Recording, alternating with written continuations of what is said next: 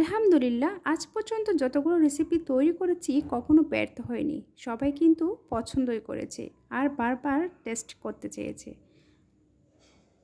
Hello everyone, আসসালামু আলাইকুম।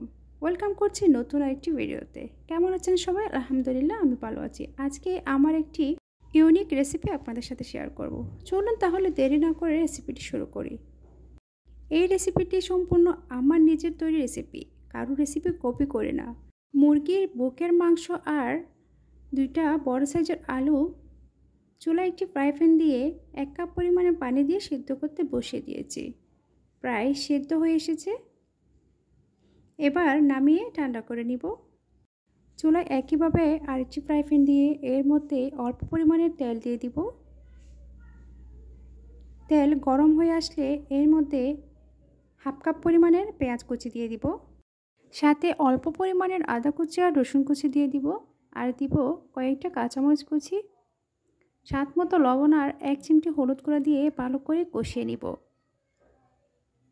এবার আগে থেকে সেদ্ধ করে রাখা চিকেন আর আলুগুলো পেস্ট করে দিয়ে দিব। সবগুলো উপকরণ ভালো করে নেড়ে ছেড়ে মিশিয়ে নিতে হবে।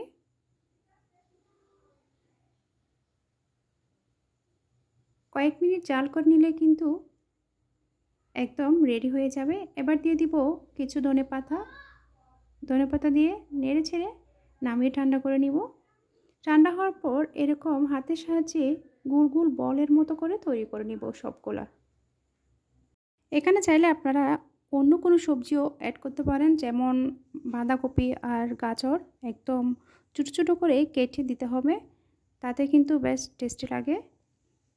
এভাবে করে সবগুলা বল আমি তৈরি করে নিয়েছি। দেখুন সবগুলো বল কিন্তু একদম রেডি। এখন এগুলো ফ্রাই করতে হবে। ফ্রাই করার আগে আরও অনেক কাজ আছে। এবার নিয়ে নিয়েছি কিছু ব্রেড ক্রাম্ব আর কিছু চিকেন পাউডার অথবা কর্নফ্লাওয়ার নিতে পারেন, আর হচ্ছে ডিম। এবার একটি করে বল এই চিকেন পাউডারের উপর গড়িয়ে ডিমের মধ্যে চুবিয়ে ব্রেড ক্রাম্বের উপর গড়িয়ে নিতে হবে, তাহলে কিন্তু রেডি হয়ে যাবে। এভাবে করে সবগুলা বল আমি চিকেন পাউডারের মধ্যে গড়িয়ে নিচ্ছি। এভাবে করে সবগুলা যদি করে নিই তাহলে সহজ হবে। আপনাদের যদি চিকেন পাউডার না থাকে তাহলে কর্নফ্লাওয়ারের সাহায্যে করতে পারবেন। এবার ডিমের মধ্যে চুবিয়ে ব্রেড ক্রাম্বে দিয়ে দিব। হাতের সাহায্যে ব্রেড ক্রাম্বের উপর গড়িয়ে গড়িয়ে ভালো করে কভার করে নিতে হবে।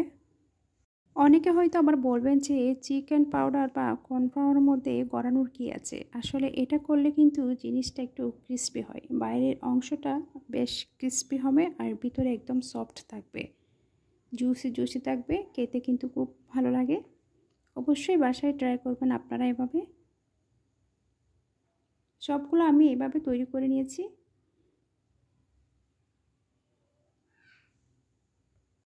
মাশাআল্লাহ দেখতে কিন্তু বেশ চমৎকার লাগছে। আমার রেসিপিটা ফলো করে যদি বাসায় একবার তৈরি করেন দেখবেন সবাই কিন্তু একদম চমকে যাবে। আমার হাজব্যান্ডের কিন্তু ভীষণ পছন্দ এই রেসিপিটা। এবার আপনাদেরকে ফ্রাই করে দেখাবো। চুলায় কড়াই দিয়ে দিয়েছি। এবার তেল গরম হয়ে এসেছে, এর মধ্যে একটা একটা বল দিয়ে দিব। চুলার আঁচ একদম হাই হিটও থাকতে পারবে না, আবার লো হিটও থাকতে পারবে না, মিডিয়াম থাকতে হবে। মিডিয়াম হিটে কিন্তু এগুলো একটু ফ্রাই করে নিতে হবে। একটু নেড়ে ছেড়ে ভেজে নিতে হবে। হালকা হালকা করে কিন্তু নাড়াচাড়া করতে হবে, না হলে ভেঙে যেতে পারে। এভাবে করে সবগুলো চিকেন বল ভেজে নিব। একটু গোল্ডেন হয়ে আসলে কিন্তু নামিয়ে নেওয়া যাবে। আমি নামিয়ে নিচ্ছি। একটা প্লেটের উপর একটা টিস্যু দিয়ে নামিয়ে রাখবো, যাতে অবশিষ্ট তেলগুলো টিস্যু টেনে নেয়। আলহামদুলিল্লাহ আমার এরকম কয়েকটা নো ফেল রেসিপি আছে যেগুলো কিন্তু সবার মন একদম জয় করে নিয়েছে। একবার খাওয়ার পর বারবার খেতে চাই এই রেসিপিগুলো।